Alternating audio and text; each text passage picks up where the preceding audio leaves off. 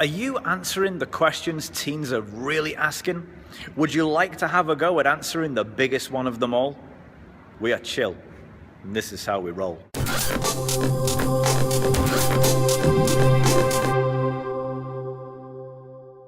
So tonight we're dealing with three little words that mean so much.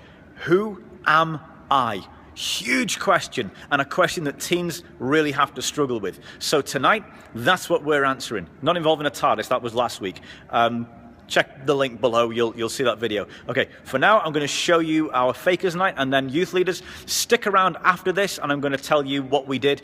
It doesn't take a lot of guessing. This is a really easy week. But anyway, here it is, here's our Fakers party. We are chill, and this is how we roll in 3, 2, 1.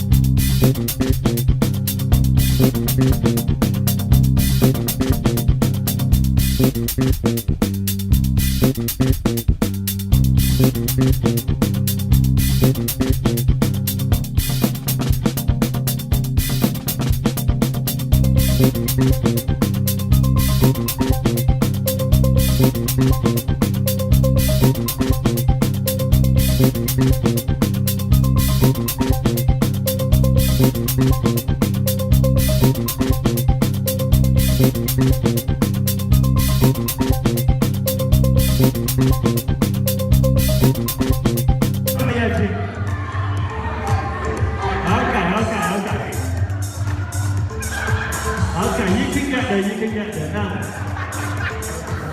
The volume wins. Okay, ready? Yeah!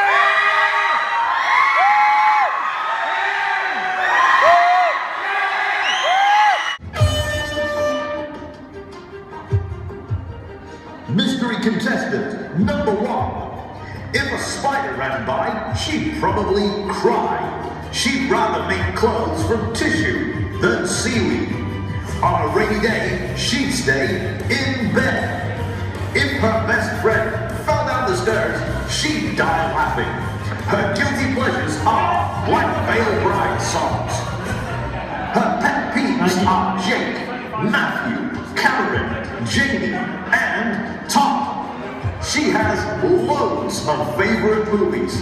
Her best memory was Heather slipping on ice. Mystery contestant number 2. If a spider ran by, he'd say, "Oh look, a spider!" He'd prefer tissue paper made clothes over seaweed-made. On a rainy day, he would rather play rugby. If his best friend fell down the stairs, he'd help first, then laugh. His guilty pleasure is playing Pokemon. He hates people messing with his hair. His favorite movie is Avatar. His favorite memory is when he dressed in drag and loved it. Mystery contestant number 3. If a spider ran by, she'd die. She'd rather have tissue paper made clothes because seaweed is itchy. On a rainy day, she eats food. If a friend fell down the stairs, she'd laugh, then help, then laugh again. Her guilty pleasures are 70s songs. She hates cringe words such as baby, babe, honey, and machine. Her best memory was riding a horse around town for £2.50, but she would not recommend it. Mystery contestant number 4. If a spider ran by, she'd run and scream. She'd rather have clothes made from tissue paper. On a rainy day, she'd stay in the rain. If a friend fell down the stairs, she'd laugh, then help. Her guilty pleasure is dipping Mackey's chips in her milkshake. Her pet peeve is cracking knuckles. Her favorite movie is Twilight. Her recent memory is falling asleep with a banana in her mouth. You are going to identify your friends without talking to them and without seeing them. You are going to have to Copperfield. Alright, so guys, faces only please. 1 minute in 3, 2, 1, go. I love that everyone's going for the same. Hands, keep your hands north.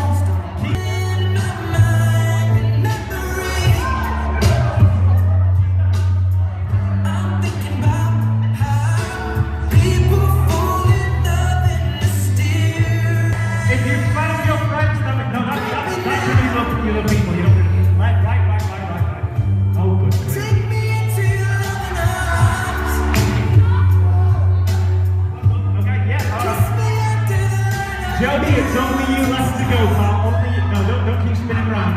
Okay, go that way. Okay. Alright, keep going. Walk forwards. Over here. Walk forwards. Okay. Hands higher. I got a load of newbies in the room, and we've got Laura at the back. She's all the way from Warrington. She's joining us. These guys have no idea what Yazba is, so if you know, please tell someone. Okay, you're awesome, so be awesome. This has been a theme of chill for a few years. But the thing is, guys, stick with me. Okay, the thing is, we've been away from the theme for that long that I thought it's time to come back to it and revisit as well, because a bit of the meaning's been lost. So, I mean, you've got this thing called an identity card, right? There's the woman, there he is, okay? And here's what we call an identity card. And first of all, it gives him a number, because everybody wants to be a number. And underneath, there's a lot of other numbers, like his date of birth, and his height, and his weight, and his hair colour. Now, do you think your height, your weight, your hair colour, do you think that identifies you? Do you think that says who you are? We call it an identity card, but it's the last thing it is. So the question then comes, how do you identify yourself? And if you think about it, there's loads of things that we use to identify ourselves.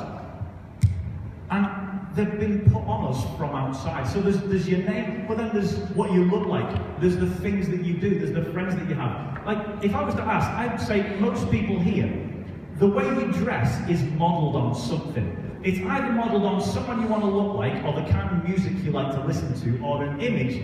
Thank you, Jamie. Just thanks. Nice. Okay.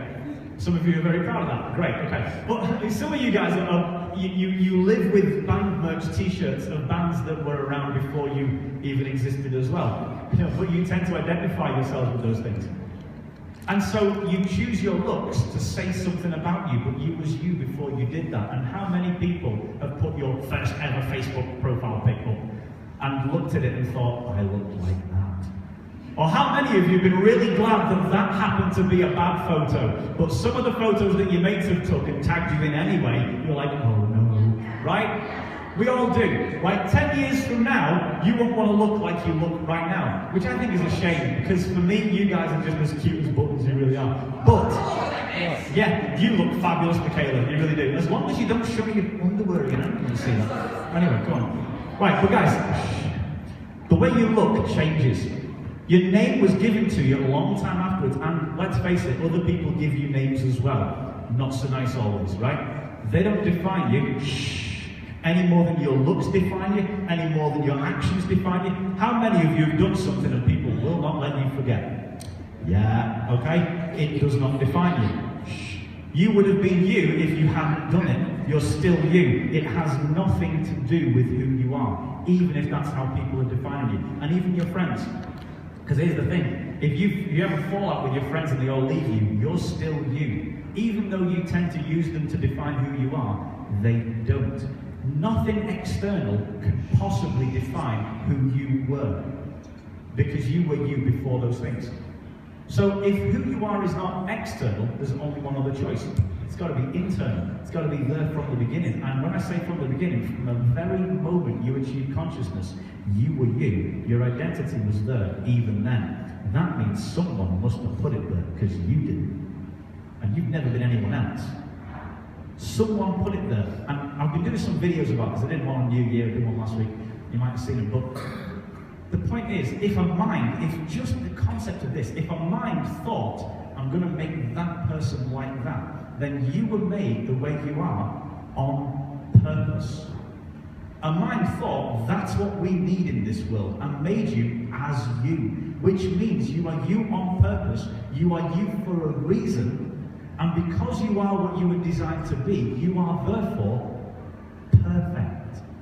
No matter what you look like, no matter what kind of a bad hair day you're having, no matter what your friends are doing, you're still you, and as long as you are, you're perfect. So, the external stuff doesn't matter at all. You were designed on purpose. You were intended, and you are perfect. So all of the external stuff doesn't matter in the slightest. Okay, so here's the thing. There's you, but then there's what you do. Now, I want you to understand this, because when I said this last time, someone said, what about murderers? Okay, yeah, it's bad to be calling murderers perfect, but here's the thing. What you do is not what you are. And how many of you wish that you weren't defined by things that you've done? Well, that applies to murderers as much as it does to someone who's just made a stupid mistake. You are not what you do. And yet, the things that you do, sometimes they're the things you want people to define you by. The choices you make, the way you style your hair, whether you decide to look like Kiss, it doesn't matter. You want people to see the choices that you've made. But the thing is, that's not you.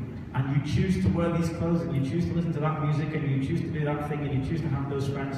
At the end of the day, it's just fancy dress. You're putting on a costume that you hope people will like. That's not you, it's what you do. Sometimes it goes well, sometimes it goes badly. But it doesn't matter, because you're still you. You always were, and you will always be you, and you will always be perfect. That's the only identity you need to worry about, is who you are. The rest of it just doesn't matter. So I put a thing on Facebook this week, come as anything you are, except yourself. How many times are you tempted to do exactly that? The world kind of gives you that idea, right? Come as anything you are except yourself. Well, I say nuts to that. What a load of rubbish. No. Here's 10 simple words. 10 really simple words. Be inside out. Be who you are from the inside out. Let your outside reflect what's on the inside. Don't try to define your inside by what you are on the outside.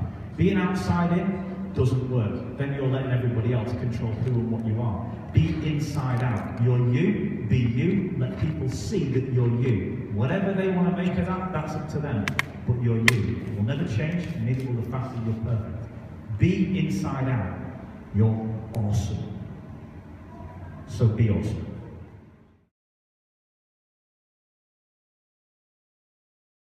So, an easy night. All you really need is for your youth to wear a costume.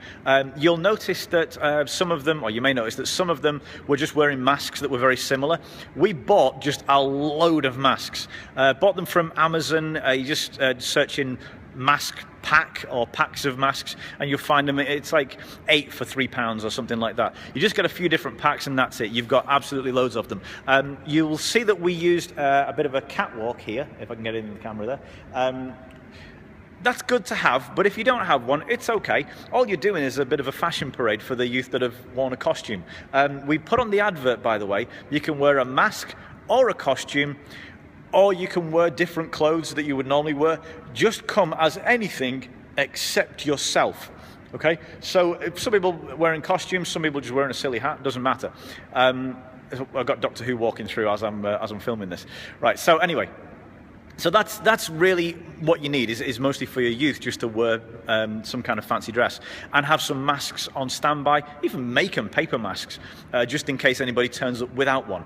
You'll notice that we also use some blindfolds. I mean, for that, we just used some of these masks that we've used before for some of our events. If you want to see where we used the alien one, go look for where we used the TARDIS. It's the same one, it's last week. I've put the link there for you. Okay, so I mean, we just used all stuff we've already got, and we just put some tape over the eyes to make it into a blindfold.